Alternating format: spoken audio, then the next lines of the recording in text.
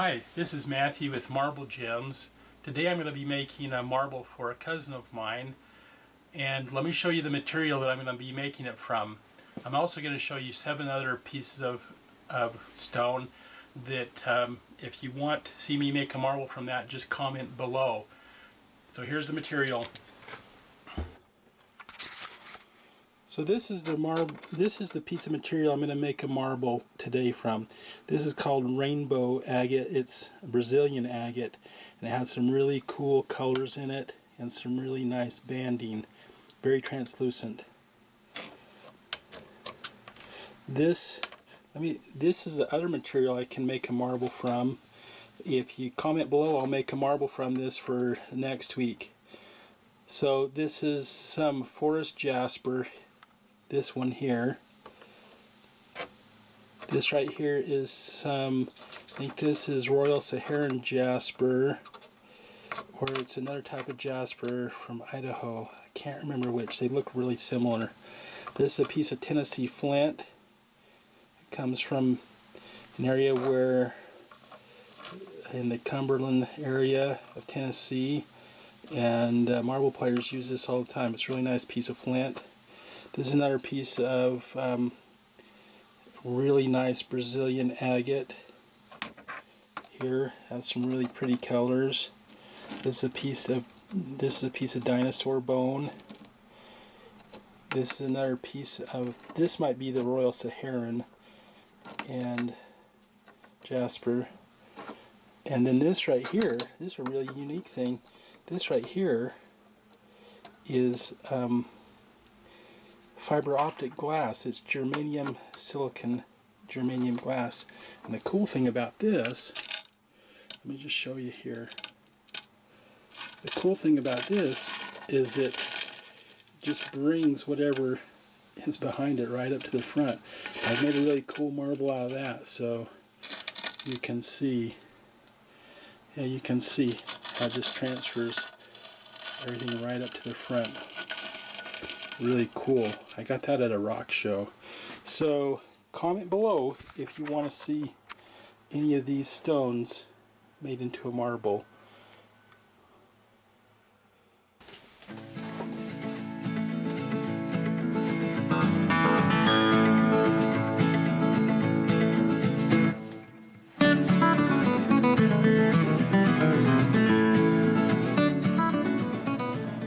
So the first thing I want to do is I want to grind it into a circle. I've drawn a circle on there, and I want to get that ground to a circle, and then I'll use my calipers to measure how much I need to grind off one side. What I'm going to end up with is something that looks like a little pop can. It basically is going to be a cylinder.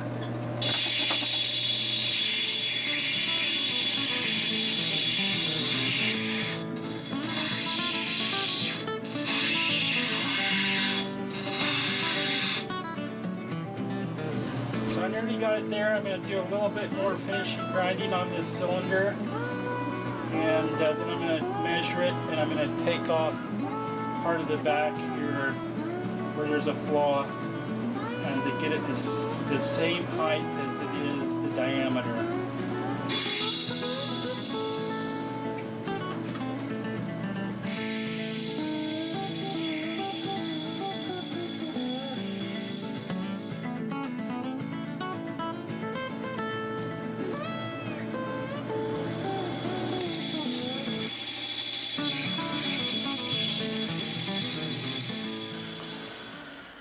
So the next step in making this marble is I need to cut, that I have this cylinder, I'm going to cut off all of these corners here on this side and this side here.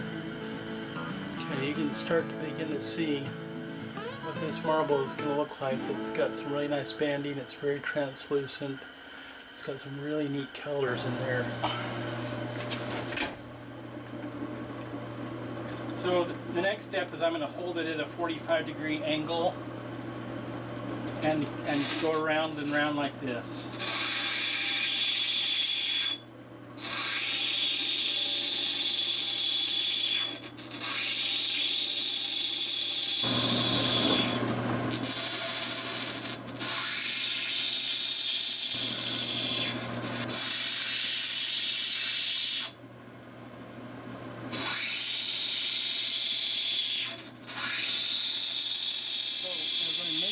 marble, one of the things I want to do is I want to try keeping the diameter of this little inner circle there. I'll show you. This diameter there of that little facet or bevel about the same as this one right here. So I'm really close, and then okay, so I'll get started on this next bevel right here. This bevel here, and work on that side. Then what I'll do is I'll cut off these little corners right here and that little corner right there.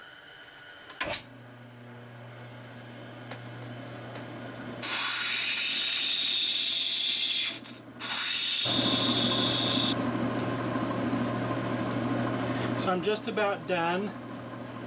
As you can see, I've got a bevel there, and if I hold it to the side here, you can see how the profile is now like an octagon. Okay, now that I got all those facets cut into my cylinder, I'm ready to take these off. So that's the next step. And this goes pretty fast and it's pretty easy because you don't have to take off very much. And then once I take off those edges, then I'll sort of round it up and it'll be nearly spherical, and then we'll go over to the marble spinner and spin it.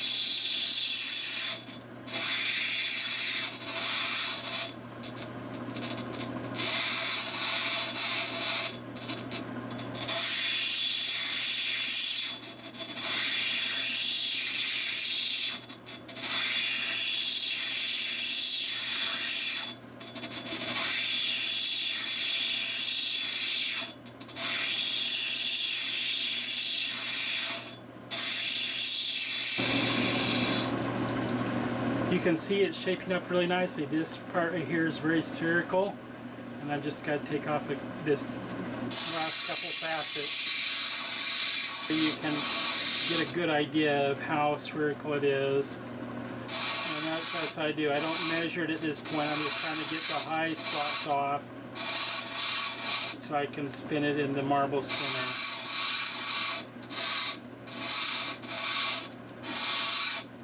There's a nice little eye right there. Once this is rounder, that'll be more of a nice little round eye right there. Okay, I'm satisfied with that. I'm ready to take it to the marble spinner. So that's looking really good. So let me explain this next part that I'm going to do. I have here it's a 10-inch disc grinder, and what I've done is I've put a piece of rubber on there, and I intentionally put little bumps in there. This is just a piece of inner tube, and I glued the inner tube on here, and underneath it I glued little strips to it, and then it has a smooth part in the middle here, and you can see where it's black, and that's about all that I work it, because if I get the marble out here, it spins it too fast. So I just work from close to the center out to where I've got bumps here. And this is a carborundum block, that's what I call it, and it has a dimple in there, and the marble fits inside that dimple. I need to get me a little bit bigger of one that it'll fit nicely. There's one, it fits good in this one.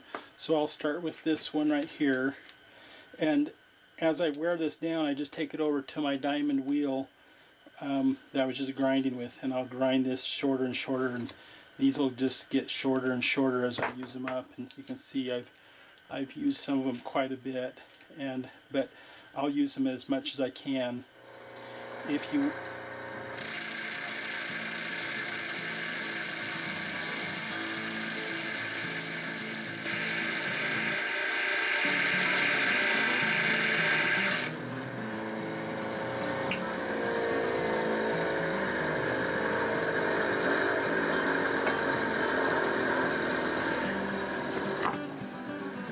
So as I grind on this, because I'm grinding it dry, the marble has a tendency to heat up. So I'll get a spray bottle and spray it down, or have a little dish like this that I can just set the marble in. I also like to take a marble, and as I'm grinding it, I'll take a Sharpie and I'll mark all the flat spots that I can see.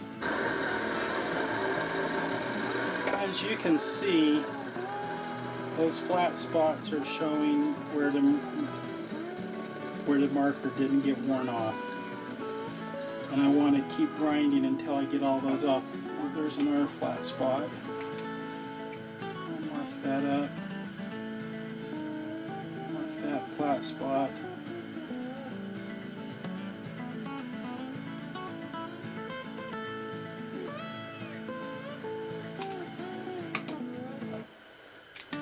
Now, as I work the marble from the center, it spins slower because the amount of travel in the center is a lot less than out here.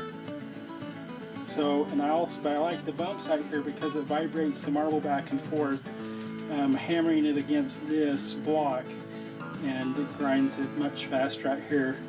I can smooth things down here and really grind fast up here. So let's keep going.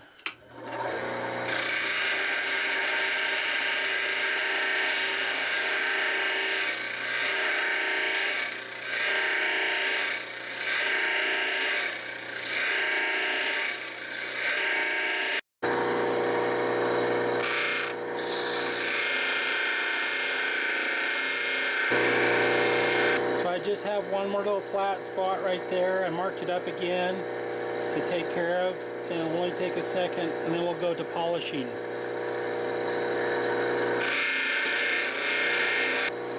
Still a little bit right there. Now, as I grind away at this block actually becomes pretty warm because of the friction between the marble and the carborundum block. And so I like to have a lot of other cups available to use, and have one. This marble's gotten about small enough that I could use a different block. So I'm going to use a different block because this one's getting a little too warm to hold.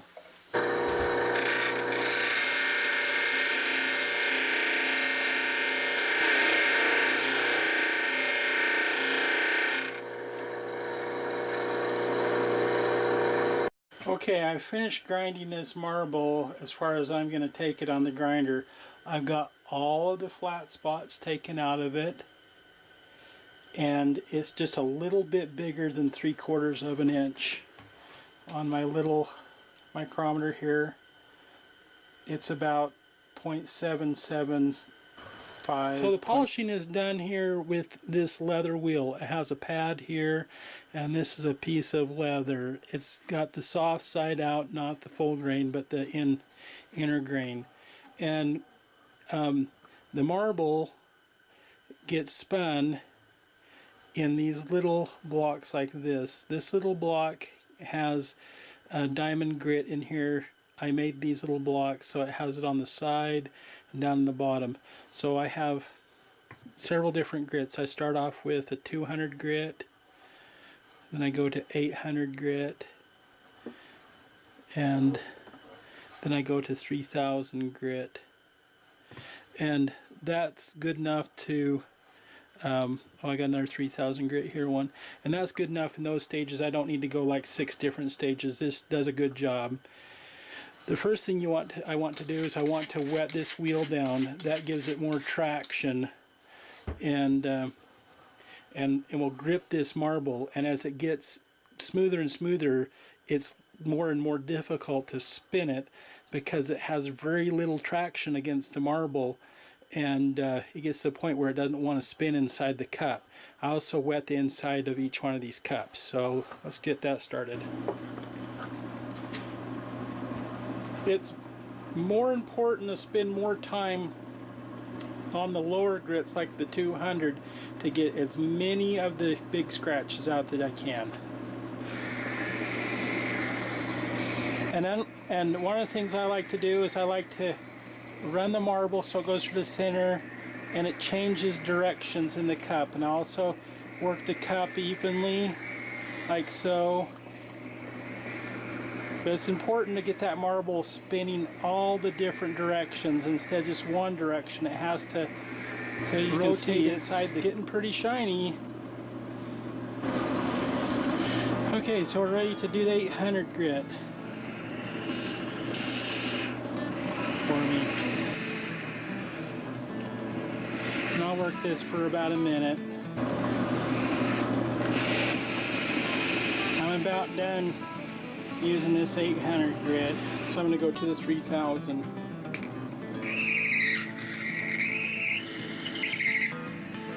Yep, it does squeak sometimes.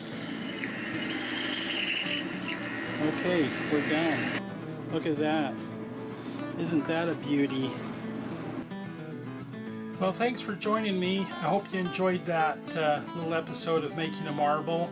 Let me show you this marble again. Let's see if I can get it focused on it.